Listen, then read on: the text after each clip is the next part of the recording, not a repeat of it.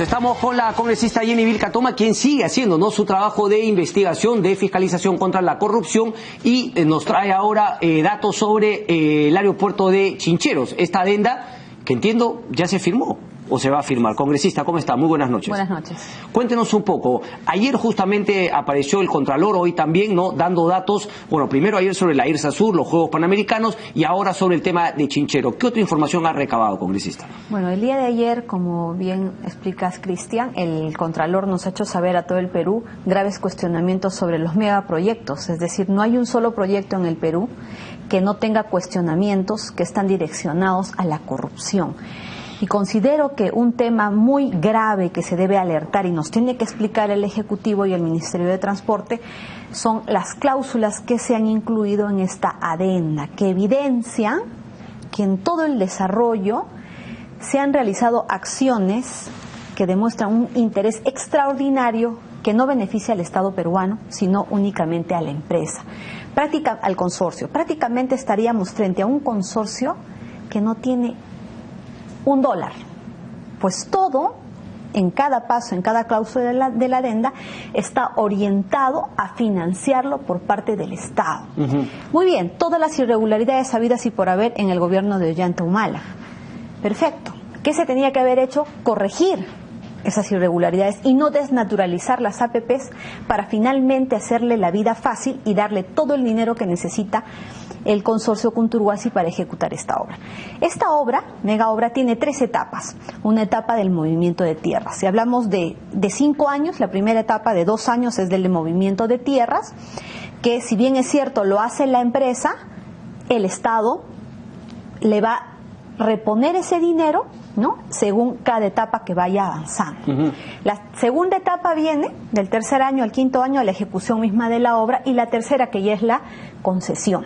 Entonces, ¿cuáles son las irregularidades que el día de ayer la Contraloría le ha comunicado al Perú? En primer lugar, cuando se desnaturaliza la APP y el Estado asume la responsabilidad de adelantar el pago del año 6 al año 1 o al año 2, va a haber un cambio en todo el análisis cuantitativo. Algún efecto tiene que existir, para bien o para mal, porque no es lo mismo empezar a pagar a partir del 6.º año que empezar a pagar desde el 1er año o del 2.º año. Entonces, en toda la información que la Contraloría ha analizado, no ha encontrado un análisis cuantitativo, un modelo económico, que se haya representado en toda esta documentación que le dé un sustento. Entonces, ¿qué fue lo que se presentó y cómo así se aprueba? Simplemente hay documentos referenciales en los cuales se asevera que no hay una modificación, que no hay un perjuicio del Estado, pero no se adjunta ante la Contraloría este documento. A continuación, hay otra irregularidad que va a demostrar de manera concreta cómo es que se desnaturaliza, porque todos decimos, desde el momento en el que Estado pasa a asumir la responsabilidad del endeudamiento y del riesgo, ya no es una OPP, pero hay que saber en qué momento, en qué momento se ha concretado esa desnaturalización. En este caso ha habido una necesidad de endeudamiento, y que da lugar a que la empresa o Cuntur acude a una entidad financiera, que es Goldman Sachs, que es la que le hace finalmente la conclusión de que el interés por el financiamiento para poder construir el aeropuerto de Chincheros ascendía al 22%. Entonces, en el momento en el que ese no es el interés el que se ha previsto desde el principio, pues los informes anteriores habían previsto que como máximo se tenía que llegar a un 12% de interés. Entonces sale la sorpresa del 22%. Entonces se ha generado... Pero lo que dice es que justamente que no había un máximo y tampoco había una fecha de cierre. Por supuesto que sí había establecido incluso un informe de Osinelmin que establece que el interés debe ser del 9% y entre cualquier situación que pueda hacer cambiar se establecía como un tope el 12%. Y ese documento fue publicado en El Peruano y fue publicado en la página web. Si eso era así, ¿qué pudo haber hecho el Ejecutivo en vez de simplemente aceptarle todo? Buscar la razón por qué esta empresa o este consorcio califica el 22% y de establecerse que era la responsabilidad, ya sea por problemas financieros, por un tema de riesgo reputacional o en fin una serie de situaciones, antes de simplemente buscarle la salida de financiar absolutamente todo. Entonces, ¿qué es lo que ha sucedido? Esta situación ha generado la petición de la adenda. ¿Cómo es que se formula la adenda? Una pausa. Usted me está diciendo entonces que ese 22% que consiguió y que presentó la empresa al Estado era porque ellos tenían una mala reputación, es decir, si hubiese sido otra empresa de las que perdieron, Mota Engel y otros consorcios, habrían recibido un préstamo mejor, con una tasa más baja. Lo que le obligaba, digamos, a las autoridades en este caso era establecer si es que tenía que haber una resolución, cuál es la causal. ¿Por qué este consorcio califica con este interés?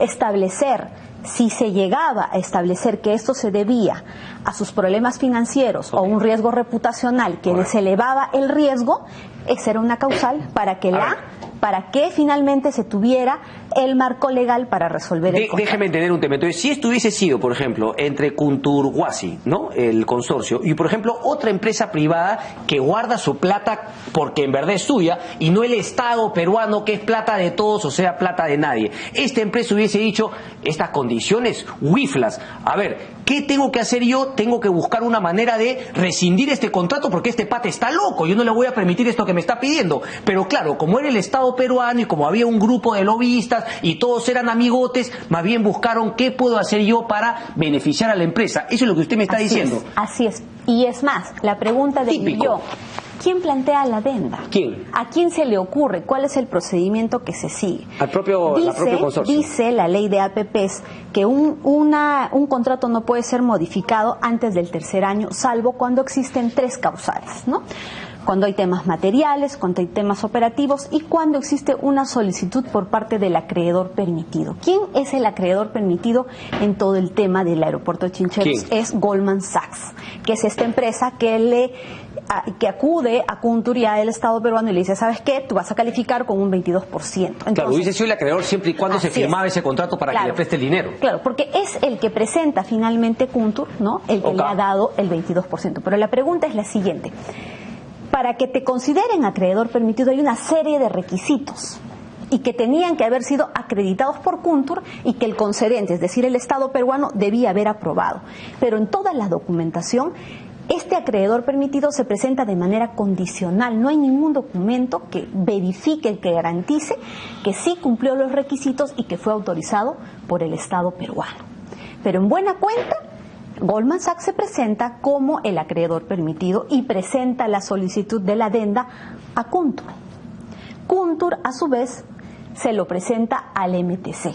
Entonces, ¿qué va a generar?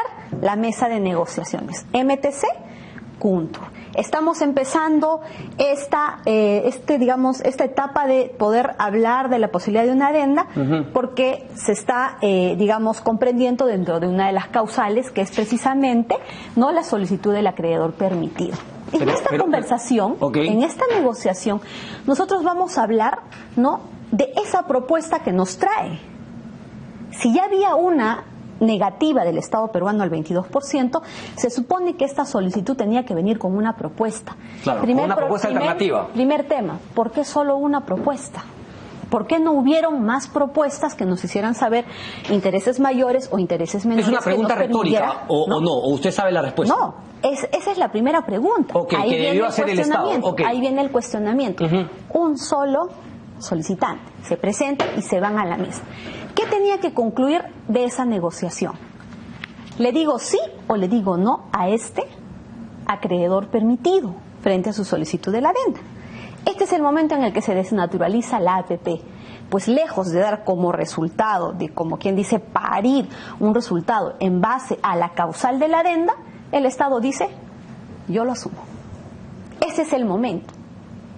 Ese es el instante en el que se desnaturaliza la APP. ¿Por qué habría hecho eso el Estado? ¿Por qué? Ahí viene la necesidad de que el procurador anticorrupción inmediatamente interponga una denuncia para que se inicien las acciones penales para establecer aquí cuál es la razón por la que finalmente, si se inicia, bajo el marco de la norma, con una causal, acreedor permitido, la tercera causal, perfecto, te traigo una propuesta.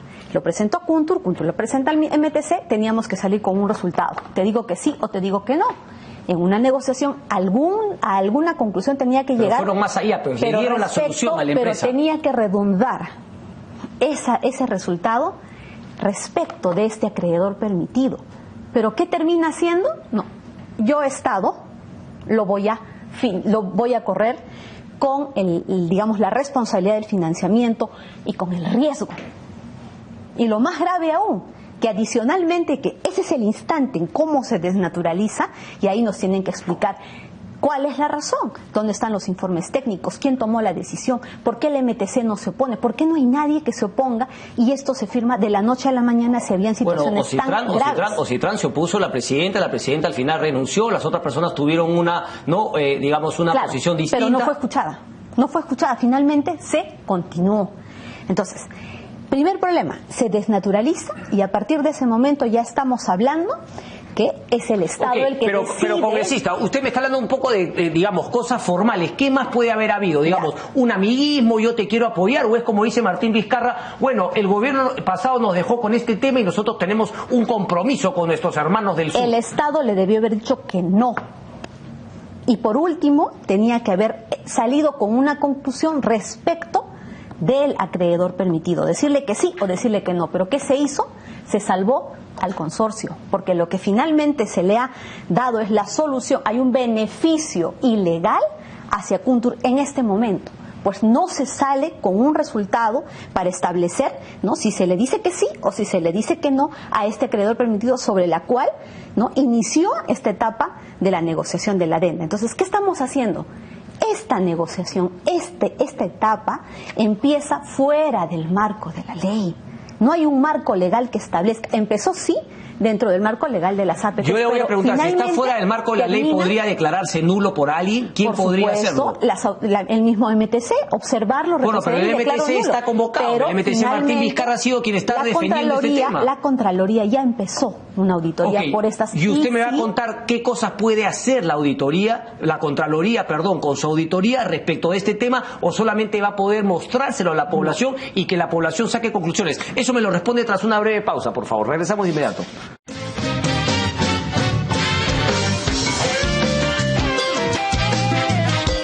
Bien, estamos de vuelta conversando con la congresista Jenny Vilcatome. Entonces, a ver, congresista, donde todo mal, ¿no? El Estado de alguna manera es lo típico, pues, ¿no? El Estado, eso es porque eso es lo que a mí me indigna, ¿no? ¿Por qué el Estado peruano no defiende sus intereses como si fuese una empresa privada más? Capitalismo, modelo liberal, sí, pues liberalismo para todos. Cuando el Estado se va a asociar en una asociación público-privada, tiene que defender sus intereses como si fuesen dos empresas consorciándose, pero no, el Estado siempre tiene que ceder y la plata por el bien de las obras. Eso es un tonteo y ese es un falso liberalismo que yo llamo bananero. Pero bueno, ok, entonces al final este gobierno acepta con la excusa de que me han dejado, pero claro, lo curioso es que todos han reconocido que el contrato mal firmado, que esto no se debió hacer así, pero hasta ahora no he escuchado una palabra del ministro Vizcarra diciendo, bueno, a partir de este caso estamos planteando una serie de medidas para que esto no vuelva a ocurrir. No, ellos están felices con el tema, parece que están ayudando a unos amigotes. ¿Qué otro tema?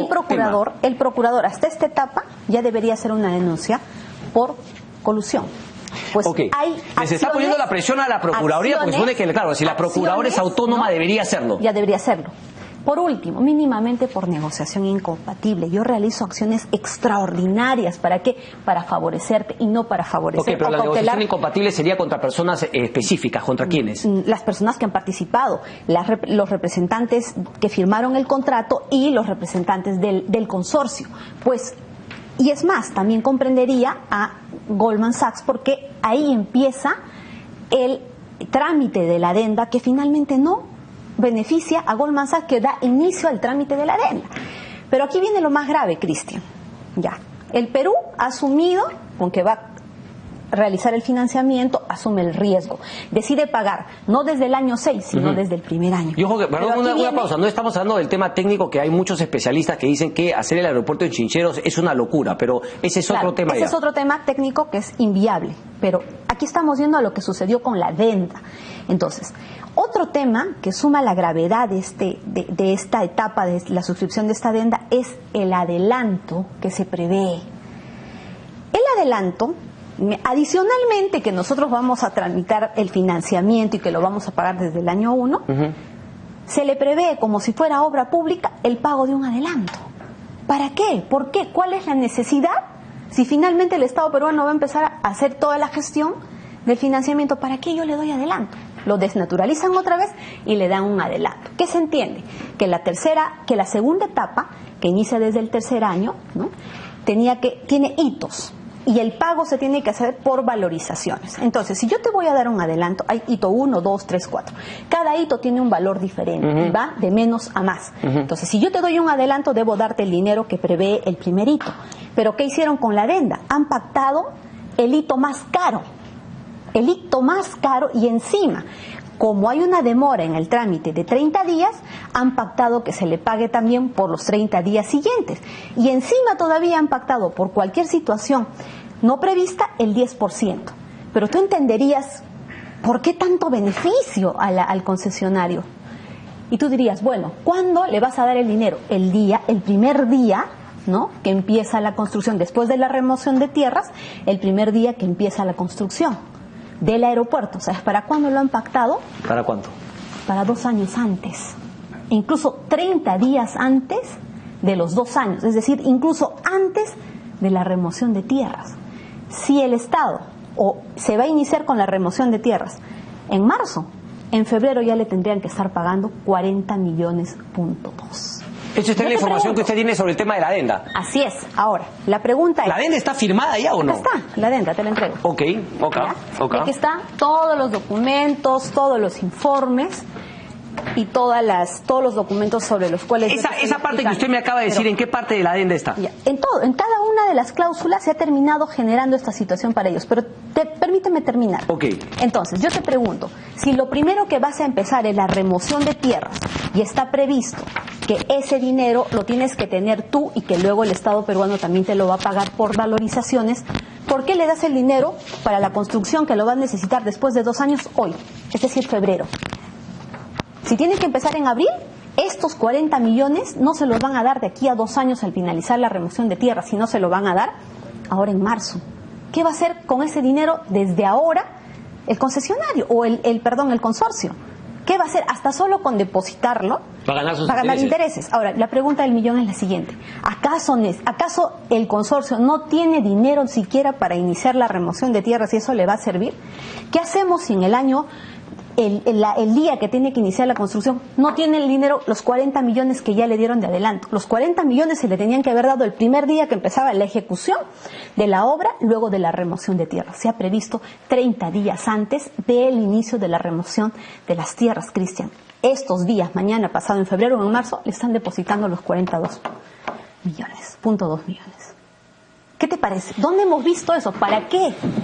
¿Cuál es la razón de que 2 años antes tú le vas a dar aquel dinero que le va a servir de adelanto, que ya de por sí es irregular, el primer día de la ejecución? ¿Usted ha conversado este tipo de cosas con el ministro Vizcarra? Esta información la tiene, este es un tema no público, está la firma de Fiorella Molinelli, viceministra de Transportes, ha conversado con ella, les ha planteado como congresista de la República, con capacidad de fiscalizar este tipo de preguntas, ¿ha recibido respuesta o todavía no lo ha hecho? Yo estoy ya planteando varios pedidos de información, ¿no?, que son precisamente los que la Contraloría no ha llegado a tener para poder hacer sus informes. Ya estoy haciendo estas peticiones, pero lo que yo estoy haciendo el día de hoy es una denuncia pública y una exigencia desde mi labor de fiscalización al Procurador Anticorrupción para que inicie acciones, y ya debería haberlas iniciado.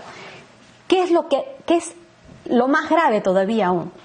Se entiende que para el inicio de la remoción de tierras el consorcio debe acreditar con un cierre financiero que tiene el presupuesto para iniciar. Es cierto, el Estado peruano le va a pagar luego por valorizaciones, pero tiene que acreditar tener el dinero. Ok, pero el concepto era que, si bien Conturhuasi, o sea, el grupo creo que es Neptunio, qué sé yo, ¿no?, de los Vargas, Loré de Molo, qué sé yo, estaba complicado, el otro consorcio, el de la empresa argentina, tiene pues una serie de 50 y tantos aeropuertos y que ellos no tendrían ningún problema de financiamiento y que además era justamente, ¿no?, eran responsables, no sé cuál es el término ahorita, no, pero que se hacían responsables también solidariamente responsables respecto del consorcio en general. Pero si no tienen ningún problema de financiamiento, ¿por qué no se ha previsto en esta adenda cierre financiero para la etapa de remoción de tierras y para la etapa de la ejecución de obras? Porque ha sucedido algo.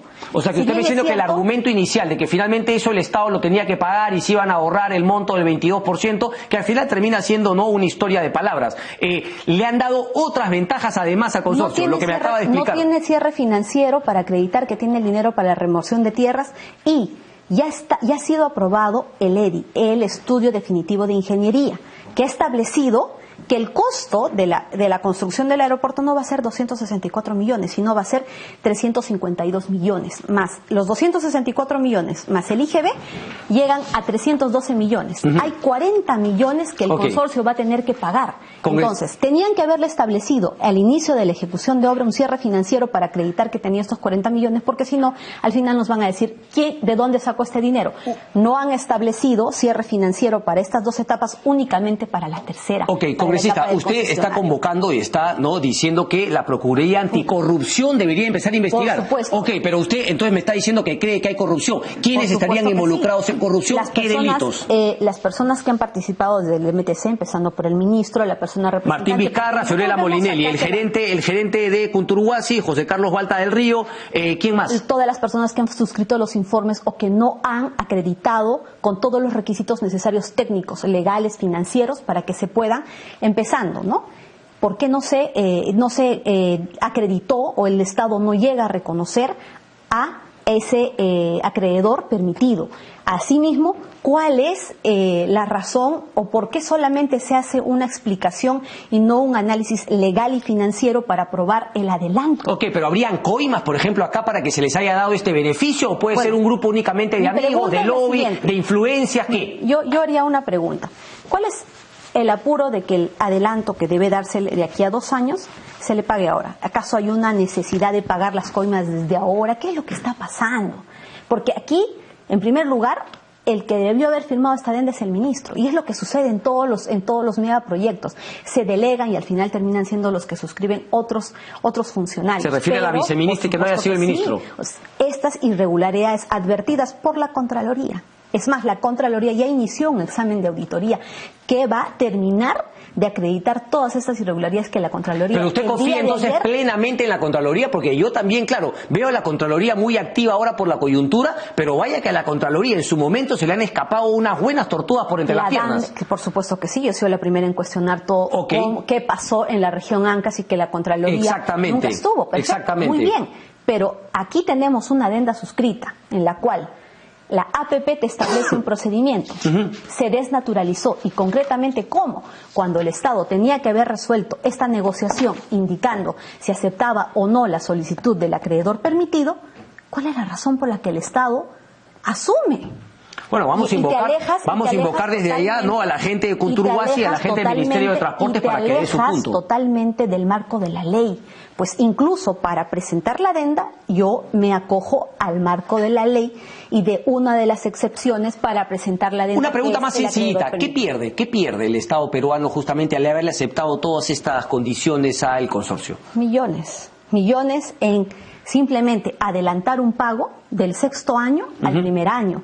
Millones, ¿por qué? Porque el Estado peruano va a ser el que se va a adeudar, el que está corriendo el riesgo y que finalmente... Y además hay un costo de oportunidad, ¿no? Si te lo gastas en esto, no lo estás dejando de gastar en otros lados. Además, ¿por qué le das 40 millones ahora y no se lo das después de los 2 años? Eso es lo que se desprende de esa adenda que te acabo de entregar. Correcto. La investigación entonces es ahora. ¿Usted va a continuar con este tema o ahora es la Procuraduría Anticorrupción quien debe justamente tomar la posta? En este momento, tal como está firmada la adenda, corresponde que la Procuraduría inicie sus acciones. Pues de aquí a 2 años hay que ver si el consorcio va a tener este adelanto que ya se le va a dar ahora en el mes de febrero o en el mes de marzo. Esta situación es grave, Cristian.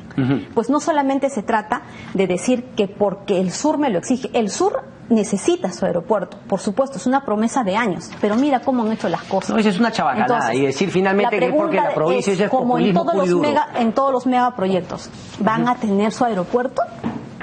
¿Van a finalmente cumplir ese sueño o al final, así como está previsto esto, correcto, van a ir saliendo más adendas, van a ir saliendo sobrecostos y que finalmente no le permita al sur de nuestro aeropuerto? Y sobre todo, ¿qué va a pasar a continuación? Se está actuando al margen de la ley. El bendito tema de las adendas, y hasta ahora no tenemos cómo resolverlo. Se está conversando de otro tema también, una famosa adenda que estaría planteando Lima Airport Partners para que se le amplíe también por 10 años más. ¿Conoce algo de ese tema? ¿Va a investigar también ese tema? Porque claro, no todas las adendas, como dijo, es que la verdad, Cecilia Blume, tendrías que poner, pues no, abajo cuando escribe una columna que ella fue justamente la que ha estado detrás de la adenda de Chinchero. Eso es sentido común, pues en un país que quiere dejar de ser bananero. Ya no nos va a ser, digamos, ya no les va a ser tan fácil engañarnos, señores. Hay posiciones técnicas que cuestionan precisamente estos pronunciamientos tan ligeros que pretenden con un par de palabras técnicas distraernos. Aquí hay irregularidades graves.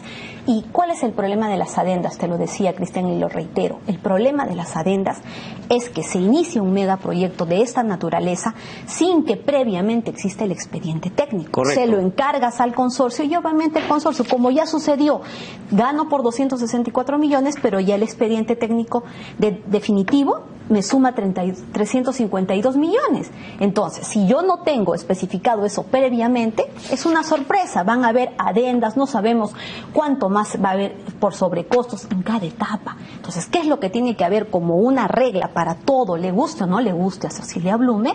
Es que todo expediente técnico, aún así se demore 1 año, 2 años, o para eso, pues es precisamente que usen las normas, ¿no? Para ver que se hagan en el menor tiempo, pero que salgan ya hechos antes de llevar el proceso y que se otorgue la buena pro, porque finalmente, en tanto siempre la empresa vaya a hacer que elabore el expediente técnico, va a poder en el tiempo manejar y generar los vacíos correcto, concretos para que tengan lugar los sobrecostos. Entonces, esta es una acción, yo llamo la atención del Procurador Anticorrupción. Toda la documentación sí existe. Recordemos, algo importante en esta etapa que nos ha tocado vivir. El juez, en el caso del señor Toledo, al dictar la orden de prisión preventiva, valoró como elementos de convicción los documentos que la Contraloría había dejado como constancia respecto a las IRSAs sur, norte. Esos fueron los elementos que los calificó como graves y fundados, que dieron lugar a poder verificar si se cumplían los requisitos, y sí fueron calificados como graves y fundados. Correcto. Congresista, a ver, tengo solamente 1 minuto, pero son 2 temas cortitos. Uno, la investigación en la cual ha sido incluida Keiko Fujimori en el tema del lavado de activos de Joaquín Ramírez. Han saltado hasta el techo los fujimoristas, incluso han dicho que el gobierno estaría justamente manipulando este tema. ¿Cuál es su posición al respecto?